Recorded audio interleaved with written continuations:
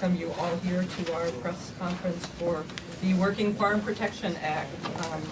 First, I just want to recognize the partners that we worked with on this initiative, and that's the New York, the National Young Farmers Coalition, the New York Policy Director, David Howard, who's in the back there, the National Executive Director and co-founder, my longtime friend, Lindsey, Shute. And then other partners in this initiative include Scenic, Hudson, and we have Andy Bicking here as our partner, Marissa Cody from the Columbia Land Conservancy, Renee St. Jacques from the Farm Bureau, and Samantha, I'm drawing a blank on your last name, Levy, from American Farmland Trust, and then a wonderful group of farmers here that Lindsey is going to introduce a little bit later. So let me tell you a little bit about this bill and why we're here today. This bill responds to a growing desire from farmers and land trusts across the state to expand the ways the state can help make sure that farms stay in farm ownership. Simply put, farmland is actually not farmland if it's not being farmed. So it's pretty straightforward and pretty basic. The value of farmland has risen to the point that it's unaffordable for many young farmers, and it's an issue of increasing concern for farmers across the state. Even the existing Farmland Protection Grant Program, which has been very effective and has saved acres with conservation easements, the acreage lost to uses other than active agriculture continues to grow. And that means that, it's land that's being preserved, but it's being used for private enjoyment. It's just open space. It's operating in a completely different kind of way. I want to recognize my colleague Bill McGee here, chair of the Agriculture Committee, and thank him for being part of today's press conference and his leadership on so many of these issues for so long. The vibrant farmers markets throughout my own district in Columbia and Dutchess counties, as well as across the state, have become community hubs on weekends and are a main source of fresh local produce for our residents and increasingly even in our public schools. We cannot let the threat of lost agricultural land threaten the ability of our farming families to continue providing us with this fresh, healthy, locally grown food. We cannot undermine the tremendous economic impact that agriculture is having across our state, and we're seeing this in so many different sectors, whether it's the distilleries and breweries, whether it's in cheese making, whether it's in the equine industry and the therapeutic equine industry. I mean, this has been enormous. And finally, we cannot ignore the fact that in many upstate counties, including those that I represent, young farmers reflect a significant piece of the younger demographic in what are increasingly aging communities and aging populations in our upstate counties. All of our schools are losing population, our community colleges are struggling, and young farmers are one of the real significant demographics in many of these communities. Some time ago, the National Young Farmers Coalition, which is headquartered in my district in the city of Hudson, yay, came to me with an idea that some of our neighboring states had put in place to facilitate farmer-to-farmer property transactions, and it was the beginning of this Working Farm Protection Act. This new tool they proposed would help a working farmer purchase a farm for sale at its agricultural value instead of the value it might sell for if it would be developed. It uses an affordability provision called a preemptive purchase right, which we call PPR, not to be confused with all the other acronyms that we have around here. But the PPR is a right to purchase protected farmland at its agricultural use value in the event that it may be sold to a non-farmer. The purpose of the PPR is to promote the continued ownership of a property by a working farmer. And in the most recent round of farmland protection grants, the use of PPR was not listed as an eligible cost for state assistance payments that would be used for these purchases. With this new legislation, those PPRs would be eligible costs for state assisted payments. The Working Farm Protection Act will increase the likelihood that New York farms will remain in the hands of working farmers, which is our goal. As you probably know, the average age of farmers in New York is nearing 60, generally 57, 58, and the state continues to lose farmland every day to non-agricultural uses. Therefore, it's important that we find new tools to strengthen farmland protection efforts across the state. As the vast majority of active farms are in the hands of an aging population, roughly 2 million acres of farmland in New York are or will soon be transitioning to new ownership. Without new protections in place to promote transfer of farmland to another working farmer, new ownership may not pass to another farmer. While traditional conservation easements restrict development rights, affordability provisions go further by restricting the value of the farm to its agricultural use value, an appraised value that reflects what a working farmer would be able to afford. And this is the key to this initiative. I know all of you in this room support this enactment, or all of you behind me here support the enactment of these provisions, and we have just under 2 months to get this done here in New York. So I will now turn this over to Lindsey so we can hear more from her and the other farmers who can tell us how important this bill is to them and the future of agriculture here in New York State, what puts food on the table of all of our families, what makes our economy work, and the essential role that we know agriculture plays here in the Hudson Valley, across the state, and in the country as a whole. So thank you. Thank you. Thank you. Assemblymember Barrett. Hello, everyone. My name is Lindsey Lusher Shute. I am the Executive Director and co-founder of the National Young Farmers Coalition. We are here today for one reason alone, and that is to stand with New York's farmers. This bill, the Working Farms Protection Act, is dedicated to the strength and the perseverance and the contributions of this state's working people. New York's 35,500 farms take care of about 7 million acres of farmland in the state, support more than 160,000 jobs, and generate in excess of $39 billion annually for the state. They produce nearly everything we need. They employ local people, they keep small towns alive, they steward our land and natural resources. And as the western United States heads into another drought, New York's farmers are our food security, they are our food sovereignty. Farmers are the bedrock of the health of this state. But this population, this culture, and this economic engine may not continue as it does today. Crop farmers are enduring low prices. Dairy farmers are selling off their herds as they are being dropped from their milk trucks. Forces of consolidation are leaving many multi-generational and family farmers unable to compete and thrive and do well. And in the midst of these economic issues, there's another looming crisis that's been decades in the making. And that is simply that we do not have enough young people farming here in New York State. In New York, farmers who are age 65 and older manage nearly a third of the state's farms.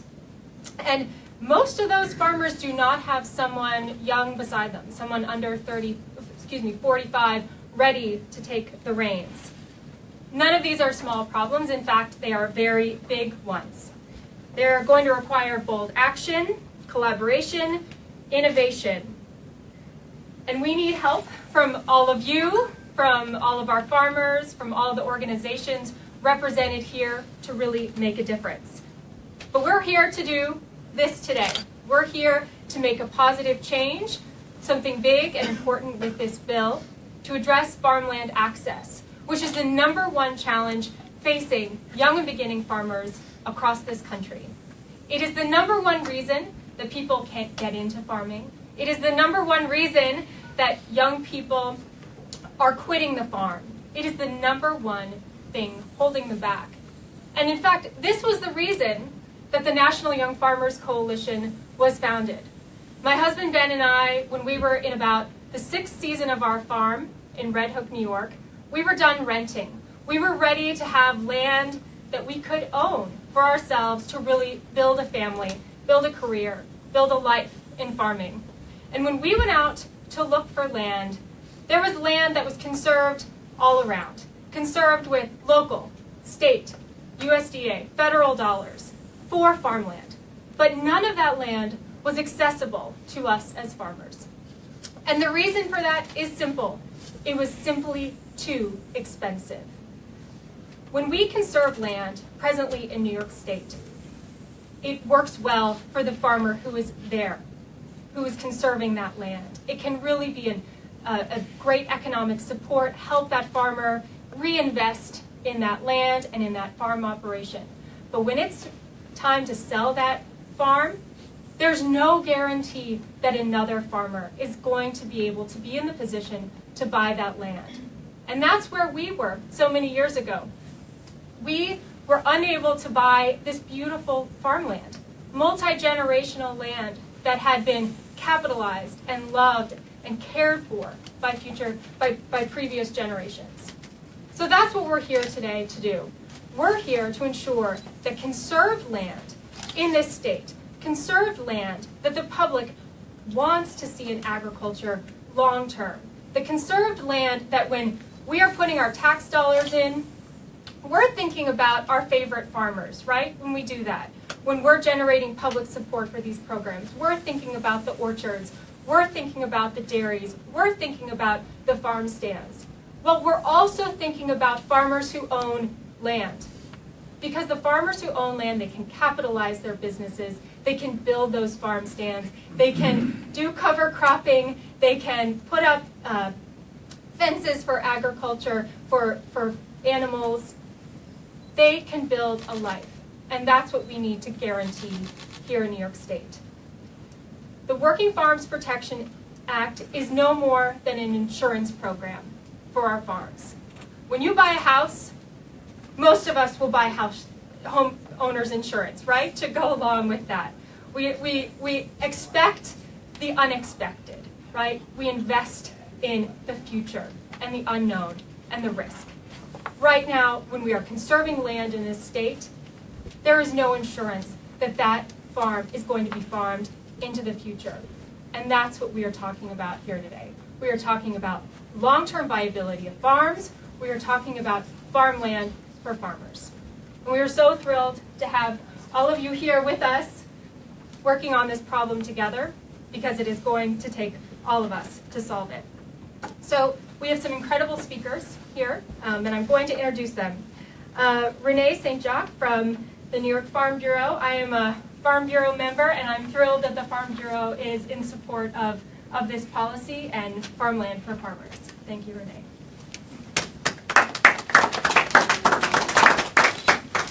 Good morning. As Lindsey said, New York farmers are facing some increasingly tough times, especially in this difficult farm economy.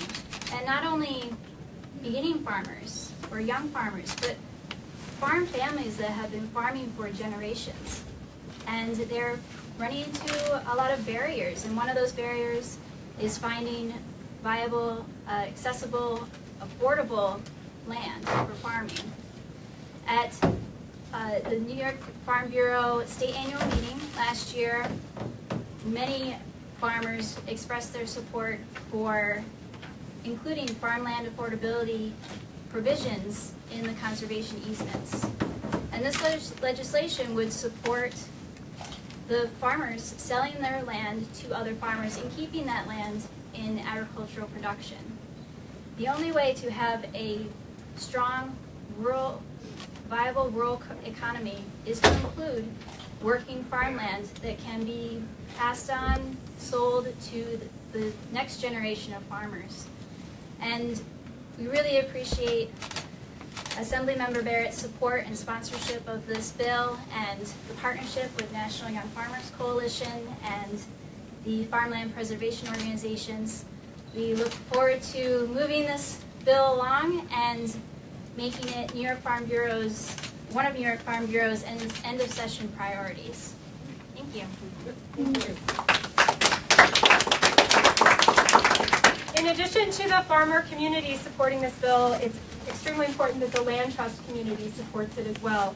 We are thrilled to have Andy Bicking, Director of Public Policy at Scenic Hudson, here with us today. Thank you, Lindsey. In the Hudson Valley, there is a proud legacy of farmland protection that has helped so many farmers and helped so many of our communities preserve their rural economy and their quality of life. In fact, 90% of all conservation easements that Scenic Hudson has done over our 25-year history working on this specific issue, and that total is somewhere in excess of 100 easements and 15,000 acres. 90% of those easements are still working farms. However, there is a growing trend and a good due cause for concern, and that is farmers in New York State and the Hudson Valley in particular are getting older, and land prices are increasing. And the fact is that a traditional conservation easement, while incredibly effective and powerful, is not equipped to deal with this new trend.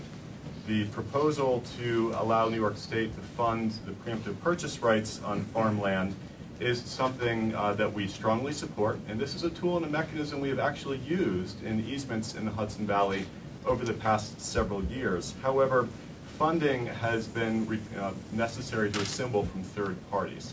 That funding sources outside of the land trust community and outside of New York State will not always be there, and thus it's essential for the state to get involved and authorize the use of farmland protection funds for preemptive purchase rights. We believe this will build on the strong performance of the Farmland Protection Program, which has been well established, and help usher in a new generation of farmers and preserve much of our rural economy. So I also want to thank Assemblywoman Barrett and Assembly Member McGee for your leadership on this issue, and of course Lindsey and the Young Farmers Coalition for helping us understand the important needs and concerns of the young farmer demographic. Thank you, Andy. Samantha Levy from the American Farmland Trust will also express their support for this bill. Hi, everyone. So American Farmland Trust has been working on farmland protection and farmland access nationally and in New York State for over 20 years. We have seen a lot of farmland be protected nationally. Over $4 billion has been spent by state farmland protection programs like New York's to protect nearly 3 million acres of farmland. But as many people have pointed to, 40% of farmland nationally is in the hands of farmers over the age of 65. And that's hundreds of millions of acres that's going to transition over the next decade. And in New York, this is also a problem that we face, a real serious problem. 2 million acres will be transitioning, is starting to transition and will continue to transition over the next decade. And farmland access is incredibly important for our organizations to work on if we're going to see working farms in our future in New York. Farmland protection programs have been critical in helping to transfer farmland to the next generation. As Andy mentioned, 90% of their easements are still in working agriculture. 2/3 of the funds in the New York State program thus far have gone to help transition their farmland to the next generation. But we are facing new challenges with farmland protection and farmland access in New York. The aging of our farming population and the barriers that new and beginning farmers face in getting started.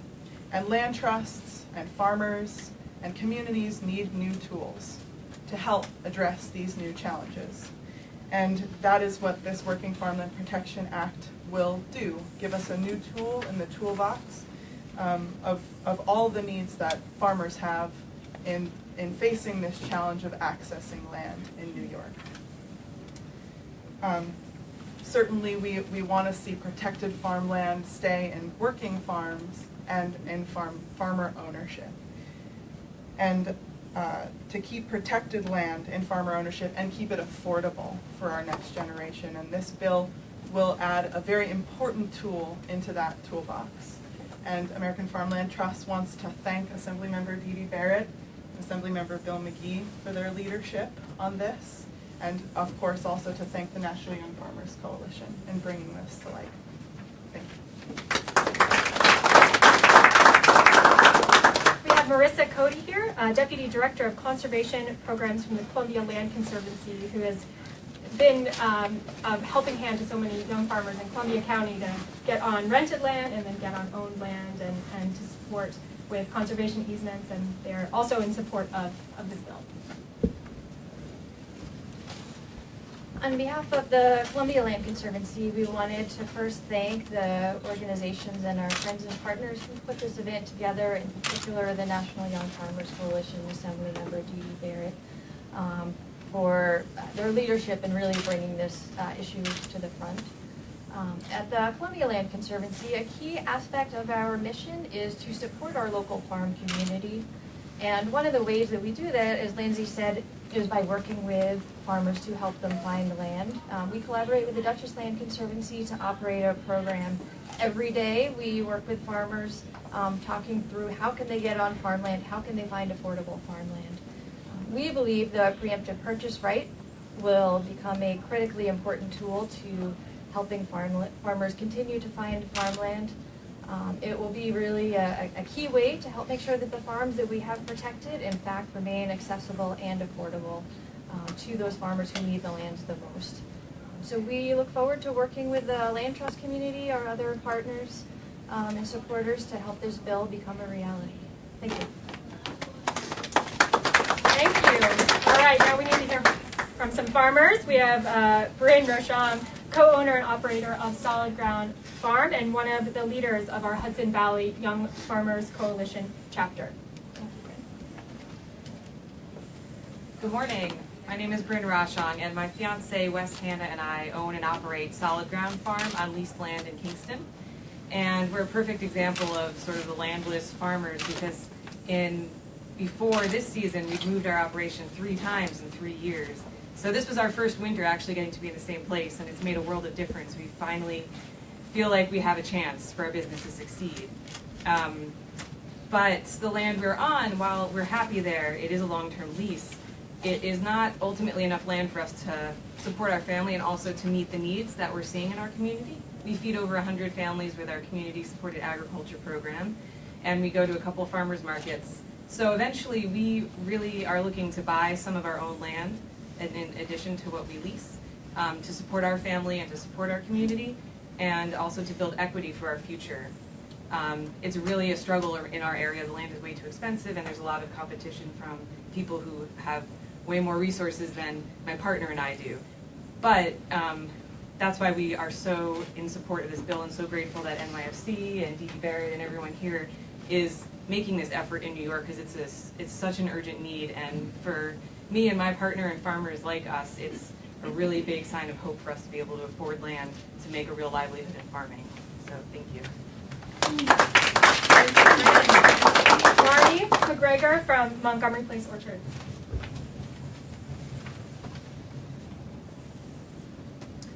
So I moved here from a rural part of Minnesota about 7 years ago, and that is an area where communities are rapidly dwindling as farms disappear along with job opportunities, which is part of why I am out in New York instead of Minnesota, in spite of growing up on a farm myself. In comparison to where I come from, the Hudson Valley is rich with small farms, a robust agricultural economy, and community support, largely due to its proximity to one of the nation's largest clientele, New York City. However, the proximity also raises the price of agricultural land in the Hudson Valley to the point that working farmers are not able to afford what is available. The same people that create this agricultural community that defines the Hudson Valley are not able to own farmland.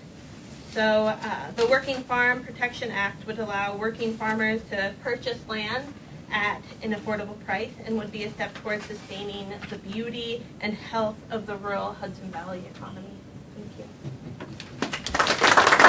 Thank you, Marty. And finally, we have Zach Metzger, co-owner and operator of Laughing Earth Farm.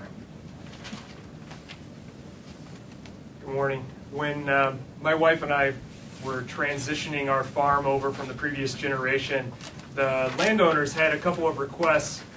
One was that the land not ever be developed and put into housing projects, and the second request was that it continue farming actively. And our land has been farmed actively since about 1797, so it's a tradition that we wanted to continue. They also asked for a whole lot of money, so we were working on that too. New York State and also Scenic Hudson Land Trust were there for us to help with the first aspect, which is to make sure the land stayed out of development. With the second one, that it continued to farm, we had a lot of trouble figuring out where to go for support on that, and ultimately did look out of state to find that. We're really excited that the Working Farm Protection Act is going to be there for farmers just like us to make sure that land is available. It also helps bridge that financial gap that every farmer runs into and that makes land inaccessible to most young farmers. So thank you to Didi Barrett and Congressman McGee for all the help that you have offered, and everyone for your support. Thank you. Everyone, thank you for being here today.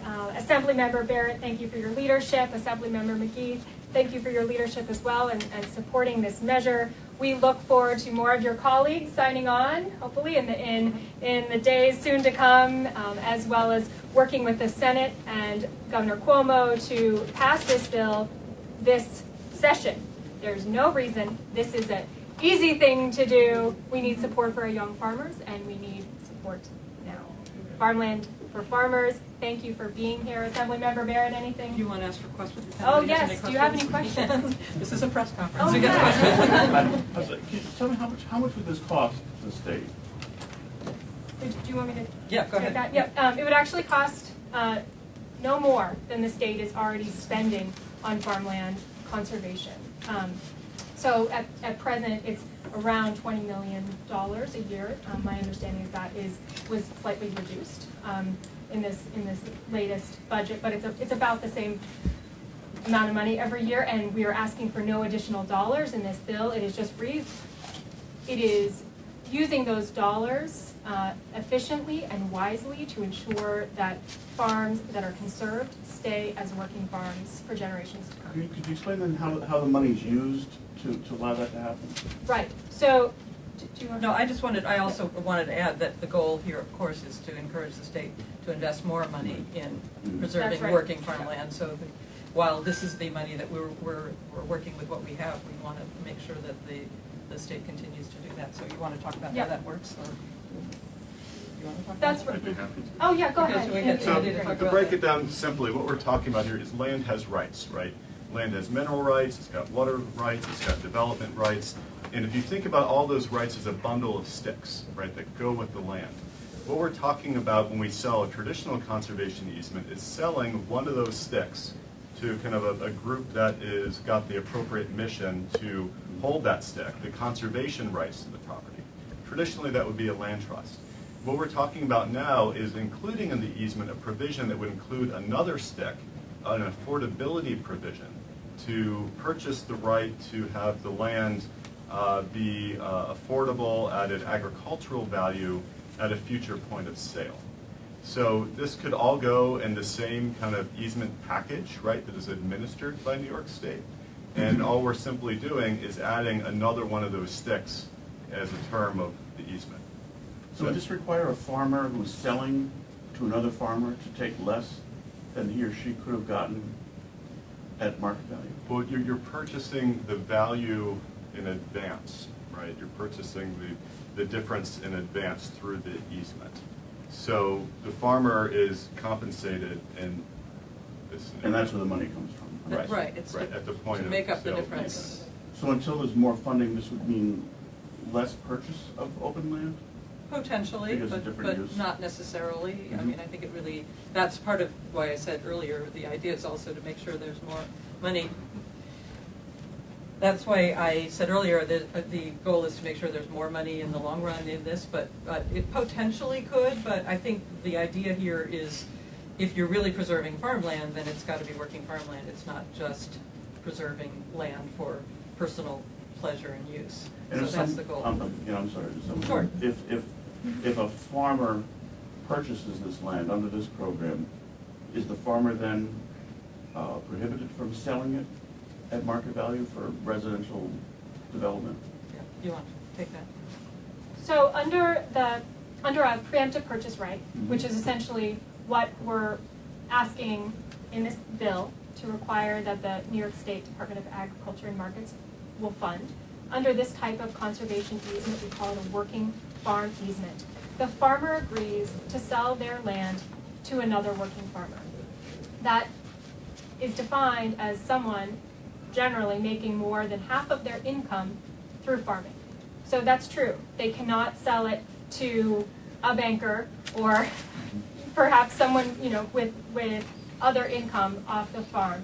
that is their primary income, right? It is to maintain people who are owning and operating farms and to keep land at its agricultural value. And are they compensated at all for that? They're compensated, the farmer is compensated when this working farm easement is put on the property because they're actually receiving more for that conservation easement. And how much more is basically the difference between what someone who's looking for that farm as an estate would pay and what a working farmer could pay for that land. Could I follow up on that? We have these numbers, full market value, and then the conservation easement is part of that off the top, whatever number that would be, I don't know, 20%, or you tell me. So what is that gap we're talking about? 10% of the value of the land, or 20, or what is that gap that you're trying to cover here, roughly? Well, it depends on where you are in the state, right? And the degree of pressure that farms are under from interest from non-farmers in purchasing open space and sort of estate second home properties. But the range is generally be between 10 and 30% more expensive for that easement. But the benefit of that is knowing, it's insurance, right? It's knowing that a working farmer is going to own that the next time it sells, and the next time it sells, and the next time it sells. We don't have that guarantee at present. And that's what you want the money to be directed toward, is that 10 to 30% gap. Right. That's right. Yeah. Right. And I think as Andy said, there have been outside funds and investors who have played that role before, but this is putting this in, this is codifying in our state law that New York State will be committed to this as well. That's all. How much of land currently under conservation easement in the state is not being farmed? Do you have a share? That's a great question. Most of the land at present has been conserved by the farmer, is still owned and operated by the farmer who conserved the land in the first place. Our concern is what happens when that farmer goes to sell that land. In some areas, there is a working farm community and agriculture is the dominant economy there, and it will sell to another farmer in some places.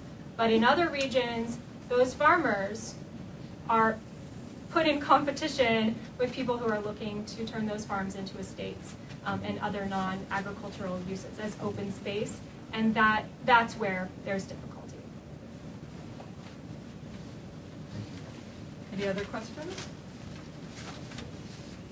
Thank you all for being here. Thank you for your interest, and thank you all to this great team. And let's go get this passed. Thank you. Thank you very much.